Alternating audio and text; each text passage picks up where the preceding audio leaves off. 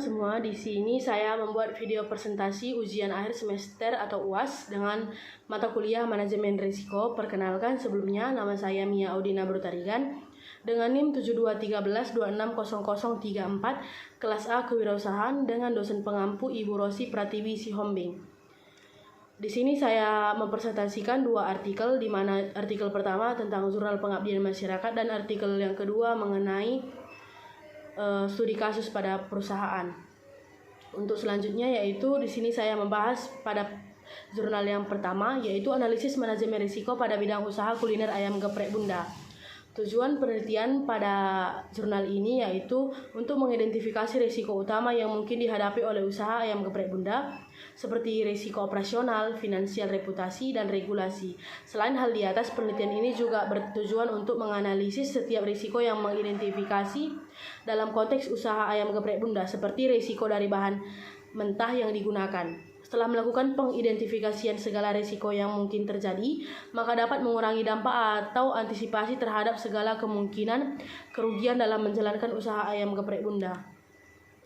Metode penelitian pada jurnal ini yaitu teknik pengumpulan data yang digunakan meliputi wawancara, metode survei, dan tinjauan pustaka.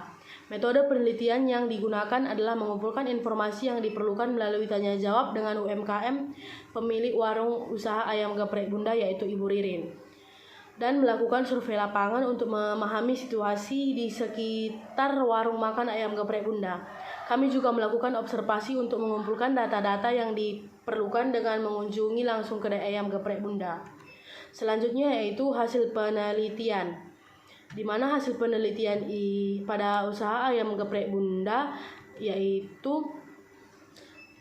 penerapan risiko sudah dilakukan oleh owner pada usaha ayam geprek Bunda, sudah sangat sistematis dan efektif. Dalam hal ini, owner menerapkan prinsip-prinsip deteksi dan identifikasi risiko yang bijaksana dengan terus memantau perkembangan ekonomi setiap harinya. Oleh karena itu, informasi yang dikumpulkan dapat diprediksi kaitannya dengan risiko-risiko yang mungkin timbul seperti risiko operasional, pasar, dan lainnya. Dalam mengidentifikasi risiko operasional, ada beberapa risiko yang perlu diperhatikan, yaitu yang pertama, ketersediaan bahan baku. Risiko pertama adalah bahan baku atau persediaan. Bahan baku berkaitan erat dengan proses bisnis dan merupakan bagian penting dalam produksi. Oleh karena itu, permasalahan bahan baku dapat mengganggu operasional perusahaan secara keseluruhan. Oleh karena itu, produk ini tergolong risiko operasional dan memiliki tingkat risiko yang tinggi. Risiko terkait pasokan seperti bencana alam dan ketidakstabilan geopolitik dapat mengganggu rantai pasokan perusahaan dan menyebabkan penundaan produksi dan pengiriman. Yang kedua itu risiko keuangan. Hal ini berdampak serius pada manajemen seperti penurunan penjualan dan keuntungan, peningkatan biaya seperti harga, bahan baku, dan kurangnya keterampilan manajemen keuangan di kalangan karyawan. Risiko ini dapat mempunyai dampak material terhadap bisnisnya dan dapat memengaruhi hasil operasional, pendanaan, dan ketidakseimbangan likuiditas ayam geprek Bunda. Yang ketiga itu penurunan kinerja. Penurunan kinerja dapat mempengaruhi seluruh aktivitas yang berkaitan dengan ayam geprek Bunda, dan oleh karena itu dapat mengganggu operasional kerja dalam ayam geprek Bunda. Jika terjadi dalam jangka pendek, maka risiko ini tergolong rendah atau moderat, namun jika terjadi secara rutin maka dianggap berisiko tinggi. Selanjutnya yaitu yang keempat, risiko kecelakaan, yaitu biasanya terjadi di penciptaan produk atau dapur. Dapur merupakan bagian pekerjaan yang paling berbahaya sebagai berlangsungnya proses produksi dan sering menimbulkan kecelakaan industri. Oleh sebab itu, upaya terkemuka untuk mencegah terjadinya kecelakaan industri sangatlah penting. Risiko ini tergolong risiko tinggi, artinya sangat berbahaya dan dapat membahayakan keselamatan semua orang yang berada di lokasi. Solusi yang bisa dilakukan ayam geprek Bunda adalah dengan menerapkan K3 di tempat kerja.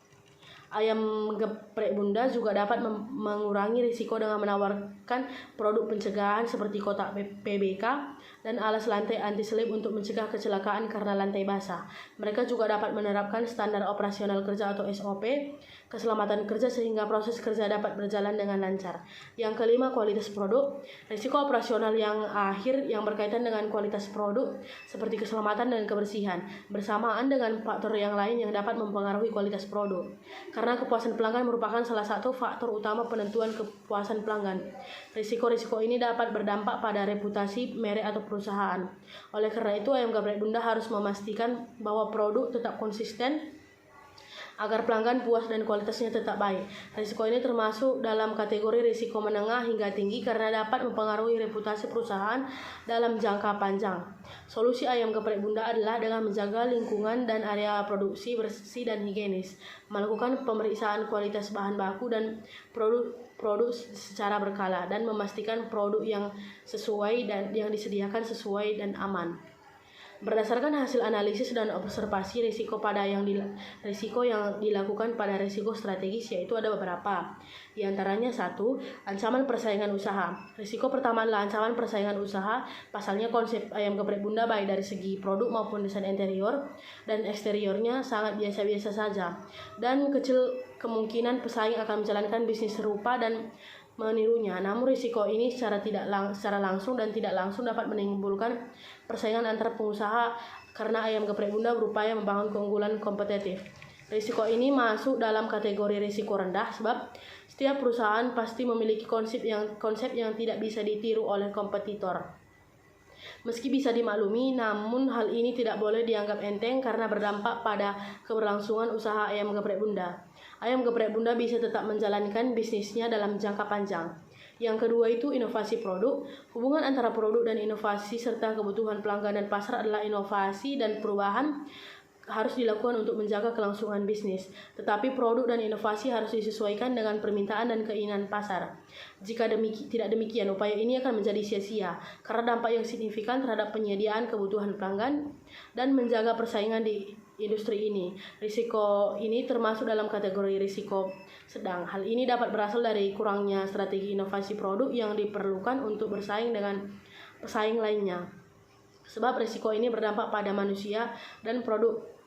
Karena inovasi produk yang tidak relevan dengan pasar dapat menurunkan minat konsumen, membuat produk tidak kompetitif di pasar. Selanjutnya yaitu risiko kepatuhan yang teridentifikasi adalah sebagai berikut. 1. Kinerja pegawai yang tidak profesional dan kurang lancar. Kinerja pegawai yang tidak profesional dan kurang lancar merupakan karyawan merupakan sumber daya terpenting suatu perusahaan karena kinerjanya tidak langsung mempengaruhi proses bisnis secara keseluruhan. Kelalaian atau ketidakprofesionalan karyawan dapat memberikan dampak dan risiko yang signifikan pada berbagai aspek operasional, keuangan, dan kepuasan. Tingkat risiko ini tergolong risiko rendah. Sebab permasalahan ini masih bisa teratasi apabila pegawai mempunyai inisiatif untuk berubah dengan adanya bimbingan dan motivasi. Yang kedua itu kepatuhan terhadap peraturan. Potensi risiko kepatuhan di masa depan berkaitan dengan kepatuhan terhadap peraturan perpajakan dan perundang-undangan lainnya yang ada. Risiko ini tergolong risiko yang sangat tinggi karena kegagalan dalam memahami peraturan perundang-undangan yang berlaku dapat mengakibatkan kerugian yang besar akibat ketidakpatuhan perpajakan atau pemberhentian operasional usaha untuk sementara atau permanen. Risiko ini dapat mempengaruhi proses bisnis ayam geprek bunda. Kegagalan untuk mematuhi peraturan perpajakan dan pemerintahan dapat mengakibatkan pemberhentian kegiatan kafe, sanksi tertentu, atau penghentian operasional sementara atau permanen. Risiko ini berdampak pada aspek infrastruktur dan reputasi karena bisnis ini mungkin dianggap ilegal dan dapat disita atau ditutup oleh pemerintah. Hal ini juga berdampak pada reputasi jika kewajiban hukum yang berlaku tidak dipenuhi. Solusi yang mungkin dilakukan adalah dengan menyesuaikan tarif pajak yang dibayarkan dan memahami peraturan perpajakan yang berlaku serta peraturan perundang-undangan. Yang ketiga itu kurangnya kepercayaan. Merupakan risiko kepercayaan yang tidak dapat dihindari karena berkaitan dengan kepribadian individu. Perilaku karyawan yang tidak pantas dapat mengikis kepercayaan. Risiko ini tergolong risiko rendah karena tergantung dari berat ringannya perbuatannya. Tindakan penipuan yang dilakukan orang tersebut dapat merugikan ayam geprek bunda. Risiko ini timbul karena adanya kesenjangan dalam pelaksanaan tindakan penipuan atau kegiatan serupa. Namun terdapat saluran komunikasi terbuka antara manajemen dan karyawan. Karyawan dapat menyuarakan kontribusi, saran, dan kekhawatiran mereka tanpa takut akan hukuman atau pembalasan. Karyawan dan pemilik usaha ayam geprek menunjukkan komitmen tingkat tinggi terhadap tinjauan tim dan usaha mereka. Risiko yang terakhir yaitu risiko risk, di mana meliputi yang pertama pelayanan pelanggan. Kualitas pelayanan merupakan faktor terpenting dalam interaksi perusahaan dengan pelanggannya. Ini adalah salah satu indikator kunci untuk mengukur kepuasan pelanggan terhadap suatu perusahaan dan memotivasi pelanggan untuk menggunakan kembali produk dan layanan perusahaan. Pelayanan perusahaan sangat penting bagi reputasi perusahaan Anda. Selanjutnya yaitu pembayaran digital dan media promosi sosial yang harus terus dikembangkan dan diterapkan. Menunjukkan ancaman lain yang harus dihadapi oleh ayam geprek bunda untuk beradaptasi dengan perkembangan saat ini. Risiko tersebut antara lain adaptasi dan penerapan pembayaran digital melalui QRIS dan periklanan melalui media sosial. Dengan berkembangnya era digital, hampir semua masyarakat mulai menjalankan gaya hidup dengan lebih praktis. Oleh karena itu, ayam geprek bunda harus mengikuti perkembangan tersebut. Jika perusahaan gagal melakukan perubahan, reputasi merek dan proses bisnis mereka dapat terpengaruh. Selanjutnya yaitu kesimpulan dan saran. Usaha ayam geprek bunda memiliki risiko operasional, strategis, taktikal, dan risiko kepatuhan yang signifikan. Kerugian-kerugian yang muncul dapat mempengaruhi stabilitas finansial ayam geprek bunda. Meskipun terdapat dalam suatu indikator risiko yang dianggap risiko rendah, namun upaya untuk membangun keunggulan kompetitif tetap penting. Ayam geprek bunda harus memastikan produknya konsisten hingga pelanggan puas dan kualitas produk tetap baik, karena dapat memengaruhi reputasi perusahaan dalam jangka panjang. Risiko ini termasuk dalam kategori risiko menengah hingga tinggi. Ayam geprek bunda perlu mengimplementasikan langkah-langkah konkret untuk mengelola risiko yang telah diidentifikasi, seperti pengelolaan keuangan yang lebih baik, pelatihan karyawan, dan pematuhan terhadap peraturan perpajakan. Manajemen harus memperhatikan perkembangan pasar dan tren industri untuk tetap bersaing dan mempertahankan relevansi bisnis. Inovasi produk dan adaptasi terhadap teknologi harus menjadi fokus utama untuk memenuhi kebutuhan pasar yang terus berkembang. Dengan menerapkan saran ini, ayam geprek bunda dapat meminimalisir risiko terhadap usahanya. Selanjutnya yaitu manfaat penelitian. Manfaat penelitian ini bagi saya selaku mahasiswi kewirausahaan, yaitu saya dapat memahami berbagai jenis risiko yang dapat mempengaruhi sebuah usaha, seperti risiko finansial, operasional, dan strategis. Ini dapat membantu saya untuk lebih siap dalam menghadapi tantangan yang mungkin terjadi di masa depan saat saya mulai merintis usaha saya. Selain hal itu, dengan memahami manajemen risiko, saya akan lebih terlatih untuk merencanakan sebuah usaha dengan menganalisis risikonya yang akan terjadi dan dapat mengantisipasi segala kemungkinan atau mencegah hal yang merugikan usaha. Dengan penelitian ini, saya mampu untuk mengambil keputusan sendiri dari penelitian yang kami lakukan, serta dapat belajar bagaimana untuk mengumpulkan data dan menganalisis informasi di lapangan.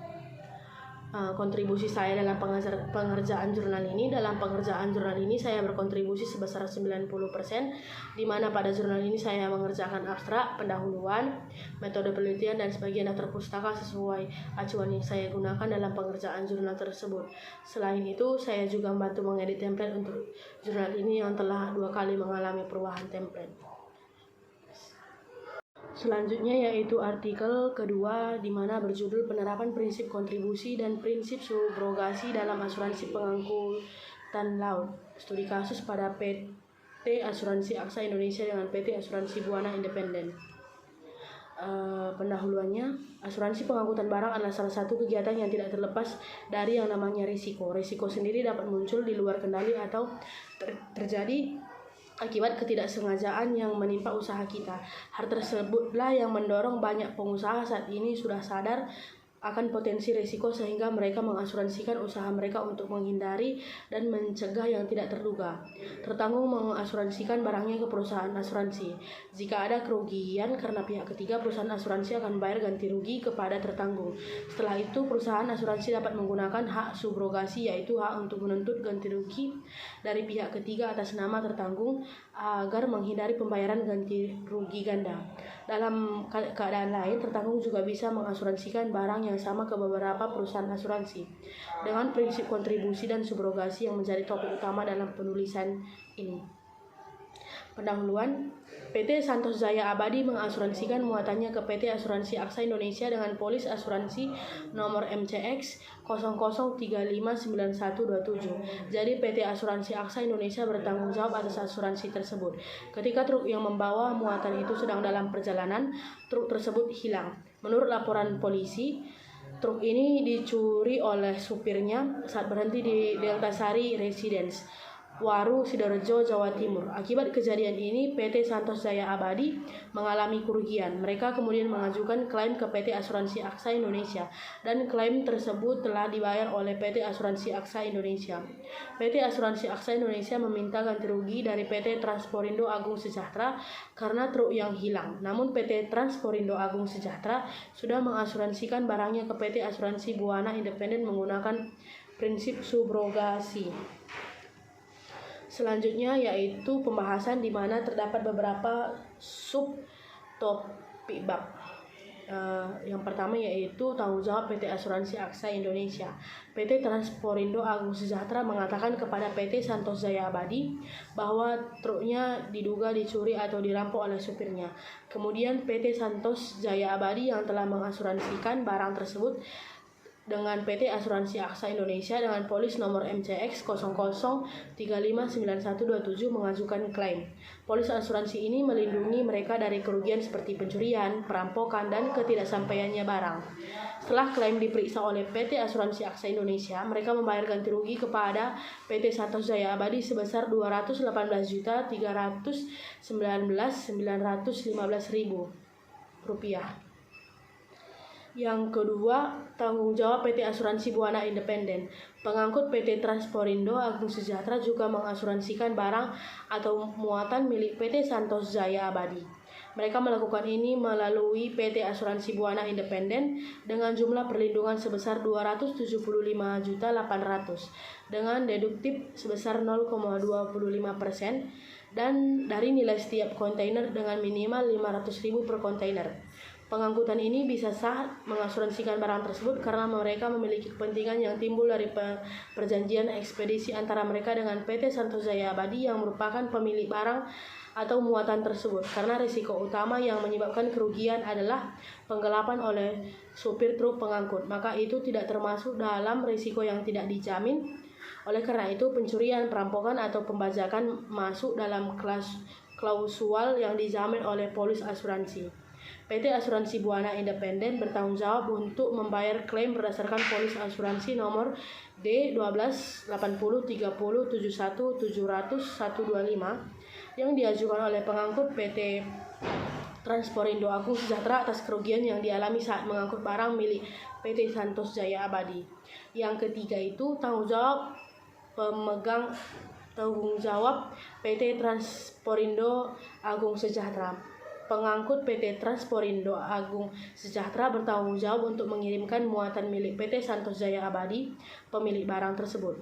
Namun di tengah perjalanan terjadi kejadian tidak terduga yaitu penggelapan oleh supir truk PT Transporindo Agung Sejahtera.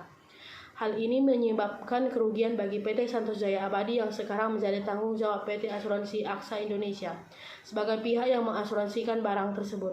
Sebagai bagian dari tanggung jawabnya, PT Transporindo Agung Sejahtera ternyata juga telah mengasuransikan muatan milik PT Santos Jaya Abadi.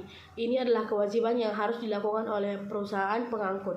Mereka mengasuransikan muatan tersebut kepada PT Asuransi Buana Independen. Dengan demikian, PT Transporindo Agung Sejahtera sudah menanggung kerugian yang dialami oleh PT Santos Jaya Abadi dan klaim asuransi yang telah diurus bersama PT Asuransi Buana Independen. Yang keempat yaitu prinsip kontribusi asuransi Aksa Indonesia dan PT Asuransi Buana Independen.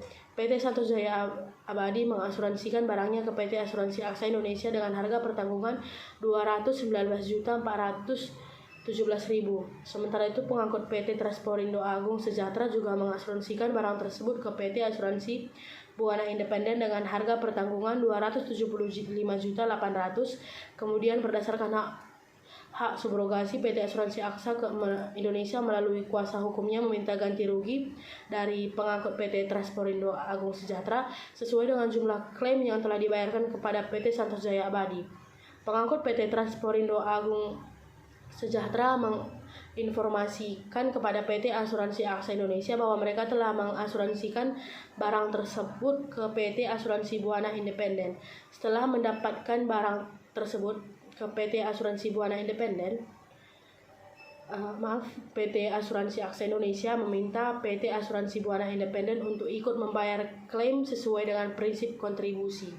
Namun PT Asuransi Buana Independen hanya membayar 50% dari klaim yang dibayar PT Asuransi Aksa Indonesia kepada PT Santos Jaya Abadi. Berdasarkan rumus pembagian klaim antara penanggung, seharusnya PT Asuransi Aksa Indonesia membayar Rp96.731.530, namun mereka membayar lebih tinggi. Sementara itu, PT Asuransi Buana Independen seharusnya membayar Rp121.815.375, tetapi mereka hanya membayar Rp109.957.050 Hal ini terjadi karena kesepakatan antara mereka untuk melakukan pembayaran yang berbeda dari yang seharusnya. Selanjutnya, yang kelima, yaitu prinsip kontribusi mendukung prinsip identitas pada kasus PT Asuransi Aksa Indonesia dan PT Asuransi Buana Independen. Asuransi Buana Independen yang dikelola oleh PT Asuransi Aksa Indonesia membayar klaim penuh kepada PT Santos Jaya Abadi sebesar Rp218.319.915.000. Namun mereka hanya membayar separuh dari jumlah itu kepada PT Asuransi Aksa Indonesia. Ini mengikuti prinsip kontribusi di mana mereka hanya bertanggung jawab atas 50% dari kerugian yang sudah dibayar oleh Asuransi Aksa. Prinsip kontribusi ini mendukung prinsip bahwa tertanggung hanya bisa mendapatkan ganti rugi sesuai dengan kerugian yang sebenarnya setelah dipotong deduktif atau risiko itu sendiri. Tanpa prinsip kontribusi, tertanggung bisa saja mendapatkan ganti rugi ganda dari dua perusahaan asuransi yang berbeda, yang bertentangan dengan prinsip indemnitas. Dengan adanya pembayaran klaim oleh Asuransi Aksa kepada Santos Jaya Abadi dan pembayaran ganti rugi oleh Buana Independen kepada Asuransi Aksa, kewajiban para penanggung telah terpenuhi dan hak Santos Jaya Abadi serta Transporindo Agung Sejahtera sebagai tertanggung telah dipenuhi. Yang keenam, yaitu penerapan prinsip subrogasi oleh PT Asuransi Aksa Indonesia terhadap pengangkutan PT Transporindo Agung Sejahtera. Dalam asuransi, penanggung hanya akan membayar kerugian yang dialami tertanggung atas sesuatu yang diasuransikan. Sebagai gantinya, yang penanggung memiliki hak untuk memenuhi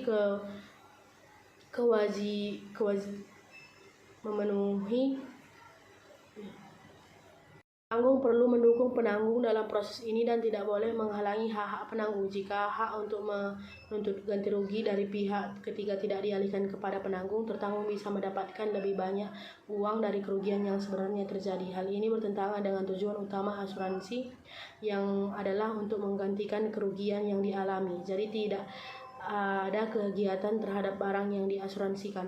Tertanggung tidak bisa langsung menuntut ganti rugi kepada pihak lain yang bertanggung jawab. Hak untuk menuntut ganti rugi itu ada pada penanggung. Kesimpulan pada jurnal ini yaitu dalam kasus ini prinsip kontribusi berlaku ketika ada dua penanggung asuransi untuk objek yang sama. Misalnya, PT Asuransi Aksa Indonesia bertanggung jawab untuk membayar klaim asuransi atas barang milik PT Santos Jaya Abadi. Kemudian PT Asuransi Aksa Indonesia mengajukan ganti rugi kepada Transporindo Agung Sejahtera berdasarkan prinsip subrogasi karena kerugian yang disebabkan oleh pihak ketiga. Namun PT Transporindo Agung Sejahtera telah mengasuransikan muatannya kepada PT Asuransi Buana Independen, sehingga PT Asuransi Aksa Indonesia dapat meminta ganti rugi kepada PT Asuransi Buana Independen secara proporsional, yaitu 50% dari klaim yang dibayarkan oleh PT Asuransi Aksa Indonesia. Karena ada dua polis dari perusahaan asuransi yang berbeda terhadap dua penanggung atas objek yang sama, yaitu muatan kopi bubuk, maka prinsip yang berlaku adalah prinsip kontribusi. Salah satu kendala dalam penelitian ini adalah kurangnya informasi dari PT Transporindo Agung Sejahtera tentang asuransi yang telah mereka ambil dengan PT Asuransi Buana Independen. Dari penelitian ini disarankan agar perusahaan pengangkut selalu mengasuransikan barang yang dibawanya, dan jika sudah diasuransikan mereka harus memberikan informasi kepada penanggung asuransi. Informasi yang disajikan menurut saya berguna,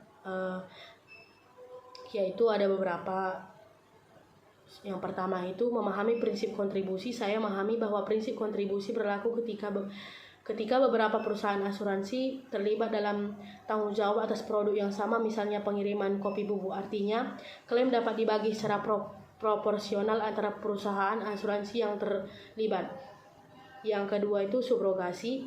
Konsep subrogasi yang memungkinkan perusahaan asuransi yang membayar klaim untuk memberikan kompensasi kepada pihak ketiga yang bertanggung jawab atas kerugian. Dalam contoh ini, asuransi PT AXA Indonesia dapat mengajukan klaim kepada PT Asuransi Buana Mandiri untuk mendapatkan santunan yang proporsional. Yang ketiga itu informasi lengkap diperlukan. Informasi dari PT Pak Transporindo Agung Sejahtera mengenai kontrak asuransi yang dimilikinya dengan PT Asuransi Buana Mandiri penting untuk pembagian klaim antara dua perusahaan asuransi. Hal ini menunjukkan pentingnya asuransi dan komunikasi yang baik antara pihak yang terlibat dalam proses klaim asuransi. Sekian presentasi saya, mohon maaf jika ada kekurangan. Terima kasih.